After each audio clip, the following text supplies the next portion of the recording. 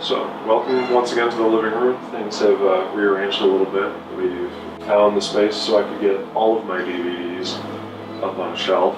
Welcome to part 2 of the collection tour. Today we're going to be talking about the films of 2 directors, but it comes out to 7 movies again. So I think we might have found a format.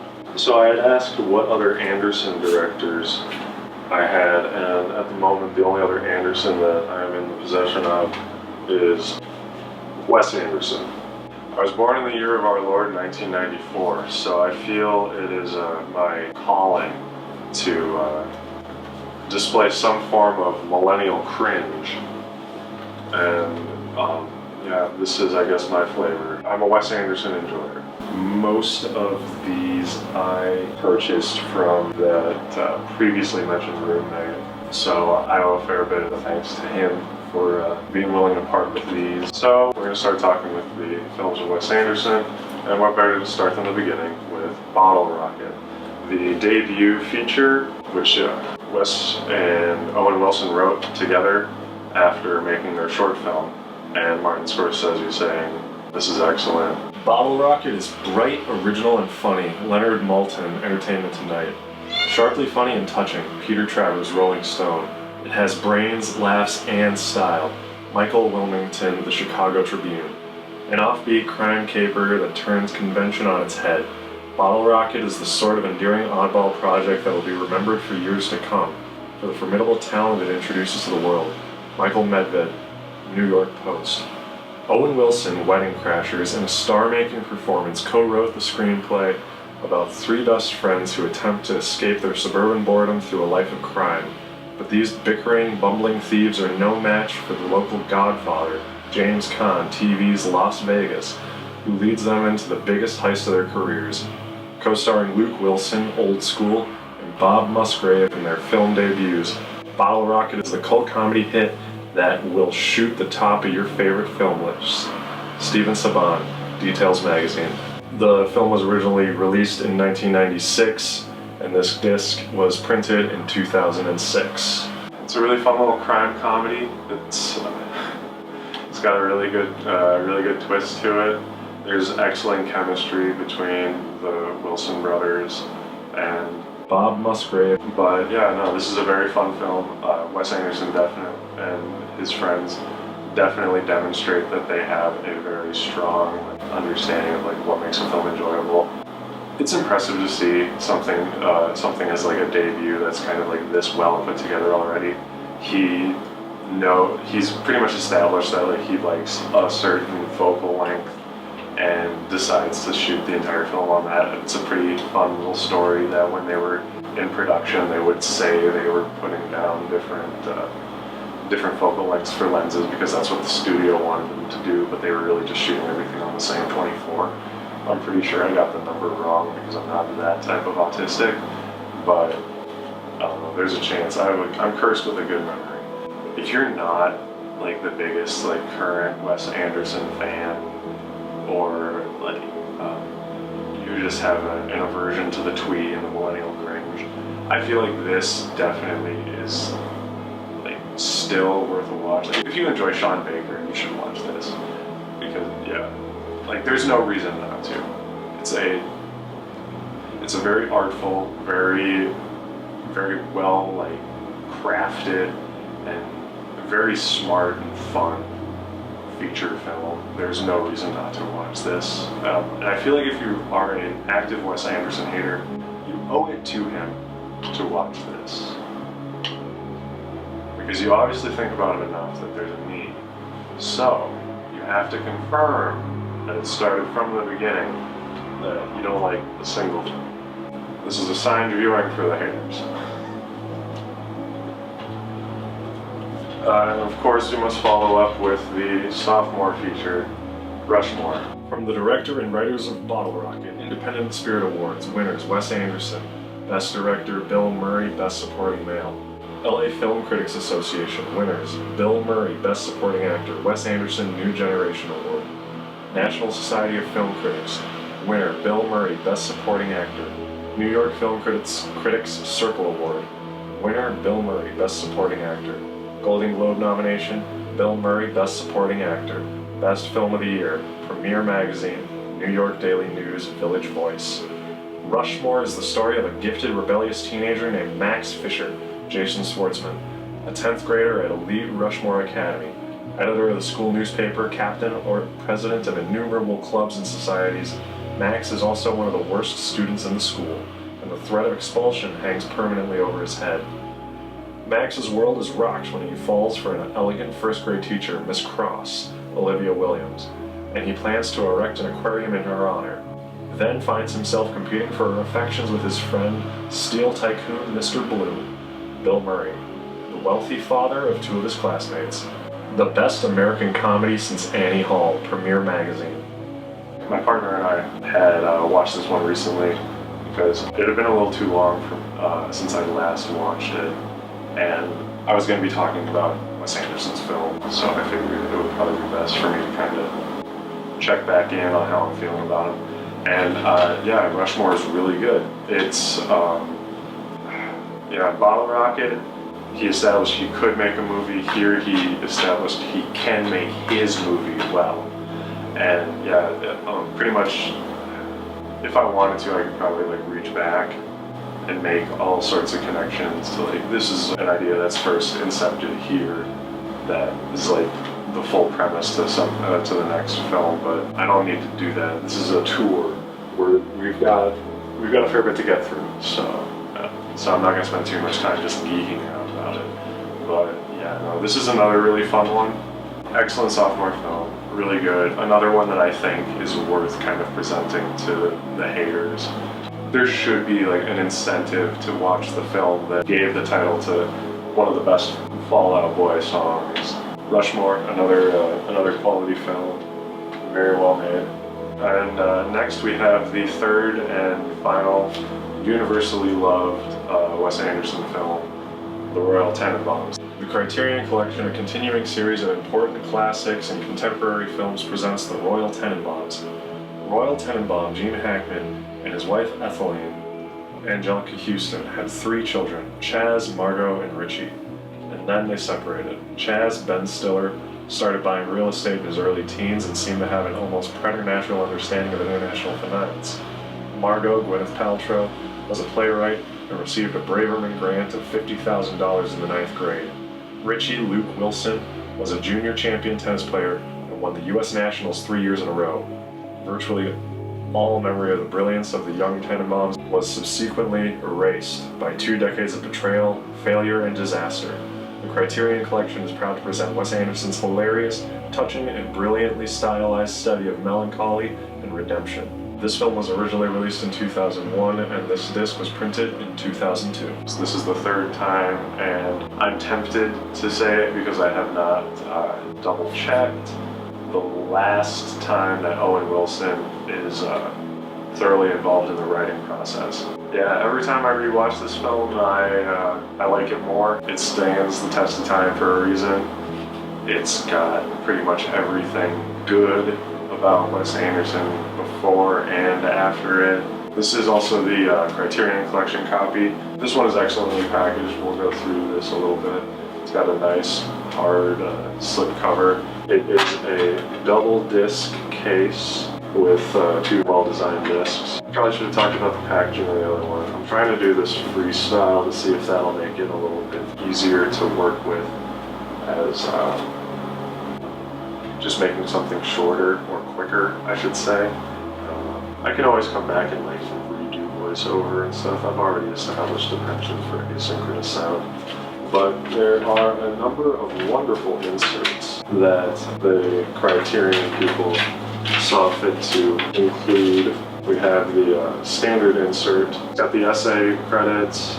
All of it is littered with little design features, which I could have swore I recall reading were drawn by one of the brothers involved in this production. And then we also have a little informational pamphlet that I could see being presented by some sort of historical society local to the community, which is a very detailed little presentation of the layout of the Archer Avenue house.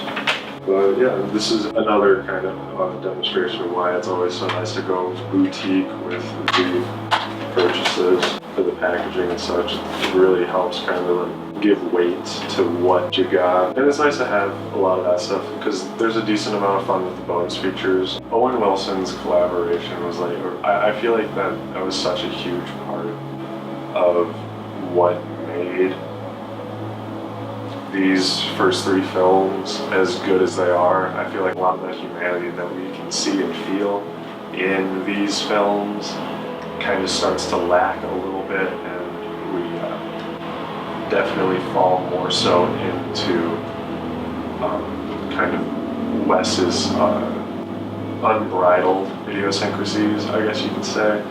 But I mean, I'm continuing my list. It doesn't stop there. So obviously he doesn't lose me as a committed member of the audience. So we will be moving on to Moonrise Kingdom. Wondrously beautiful, one of Mr. Anderson's supreme achievements. Manahola Dargis, the New York Times. Moonrise Kingdom is the new movie directed by two-time Academy Award nominated filmmaker Wes Anderson, Royal Tenenbaums, Fantastic Mr. Fox, Rushmore. Set on an island off the coast of New England in the summer of 1965, Moonrise Kingdom tells the story of two 12-year-olds who fall in love, make a secret pact, and run away together into the wilderness. As various authorities try to hunt them down, a violent storm is brewing offshore, and the peaceful island community is turned upside down in every which way. Bruce Willis plays the local sheriff, Captain Sharp. Edward Norton as a khaki scout troop leader, Scoutmaster Ward. Bill Murray and Frances McDormand portray the young girl's parents, Mr. and Mrs. Bishop. The cast also includes Tilda Swinton, Jason Schwartzman, and Bob Balaban, and introduces Jarrett Gilman and Kara Hayward as Sam and Susie, the boy and girl. I actually just finished watching this movie just now, and that was my second time watching it. The first time I was very hard-pressed to pay particularly good attention. A lot more was familiar than I had first expected, but it still felt very new and exciting to see. I'm very glad that I decided to suggest Rushmore to watch with my partner instead of this one, because I 100% forgot the dog died, and that would have been a bad night. I don't want to walk back over my Letterboxd reviews in doing these, because I feel like they should be different things, and it gives me more of a reason to link them in the description. But I guess, fuck it, we have. So in Bottle Rocket, one of the things that is a highlight is the way that the performances are still kind of lacking in that Wes Anderson-ness, that stilted quirk, I guess is probably the quickest and easiest shorthand for it. And that's the term we're going to be using for the rest of this. But this is almost entirely lacking in it, and everyone feels very human and genuine. And I guess it's been a minute. Luke Wilson kind of naturally brings a bit of that, and so it makes it a lot more sense given how present he is through Wes's work.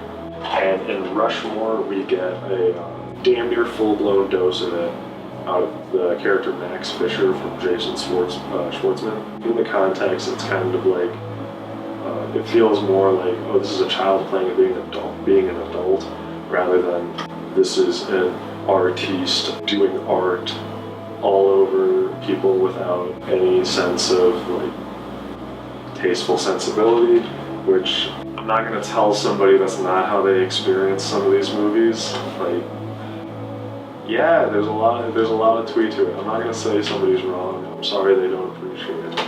That's kind of how I feel about things that I dislike that other people do like. I mean, I'm a little bummed that I don't get the same enjoyment. But yeah, Moonrise Kingdom is a very fun one.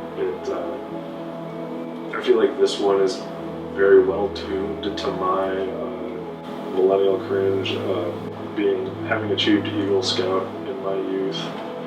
Seeing a movie about a wilderness survival community that's highly regimented, doing their thing out in the wilderness in a very beautiful landscape. I really want to know where this was shot, because that's some of the most beautiful scenery I've seen in a hot minute. Just excellent wilderness that makes me very nostalgic for some of the scout camping trips I've gone on. But yeah, the portable record player also, I feel I need to do a little bit of self-reporting. I remember attending Camp Tomahawk one year with my Boy Scout troop, and I had brought along with me my portable record player and an assortment of records from the 80s. And yeah, that was our soundtrack for the summer. You can kind of see how this feels a little targeted at times. We also get the framing devices that Wes is so very fond of, having the documentarian style narrator. I think this might be my favorite of Wes's frames. I'm really glad I rewatched that. Very, very good movie. Now we come to Grand Budapest Hotel. Vibrant and imaginative. Justin Chang, Variety. The Grand Budapest Hotel recounts the adventures of Gustav H., a legendary concierge at a famous European hotel between the wars, and Zero Mustafa, the lobby boy who became his most trusted friend. The story involves the theft and recovery of a priceless Renaissance painting, a raging battle for an enormous family fortune, a desperate chase on motorcycles, trains, sleds, skis, and the sweetest confection of a love affair, all against the backdrop of a suddenly and dramatically changing continent. This is the first Wes Anderson film that I had purchased. I remember going to see it in theaters. I'm certain I had seen Fantastic Mr. Fox before I had seen this. I was back home from college, and my neighbor, who I kind of owe a lot to, he had invited me out to go see this, and we went and saw it, and it was fantastic. It was amazing. I loved every second of it. Yeah, it was kind of everything that I was looking for, in a way, after what early bit of film school I had gotten. And it's fun, it's beautiful, it's stylish, it is all hell. The art direction is truly amazing. It's fun. Seeing the behind the scenes images is always cool, especially like the train that is just a wall out in the winter. It's excellent, but just like with everything else, I'm not going to tell somebody that they're objectively wrong for not being about it. But yeah, this is the one that got me hooked. This was the rock that got me started on the problem. So that's what I have of Wes Anderson in the collection. Next up, the only other thing that I'm going to be talking about is a 2-pack DVD of Darren Aronofsky's films Pi and Requiem for a Dream. I purchased this 2-pack at Savers way back in the Disney. I was aware of Darren Aronofsky via The Fountain, which was referenced in a JonTron video. Is this like Toy Story rules, or is this like the Fountain rules, where there's no rules? Oh, God help us, I think this is Fountain rules. That was my high school introduction to Darren Aronofsky as a director. That was how I knew him. I was told by a friend in high school that he didn't think I should watch these because I was susceptible to Darren Aronofsky becoming my favorite filmmaker, and that would probably lead to me being a little obnoxious. And there's a part of me that regrets not checking these out sooner, and a part of me that understands. As soon as I got into college, I found out about Death Grips, and that could have been the end for me. These are excellent films that I'm very glad that I got around to. Darren Aronofsky is definitely creeping up into being somebody that I very much enjoy. Mother was the first of his that I ended up actually giving a watch to, and I haven't seen it since. I also have not held a baby since. So yeah, that very effective film, very well made. I do want to see it again at some point. Pi is the story of Maximilian Cohen, Sean Gillette, who is on the verge of the most important discovery of his life. For the past 10 years, he has been attempting to decode the numerical pattern beneath the ultimate system of ordered chaos, the stock market. As Max verges on a solution, chaos is swallowing the world around him. Pi, I really enjoyed it. It's got a very strong aesthetic to it. The look of this film is choice, very well done. It replaces budget with production value, I'd say.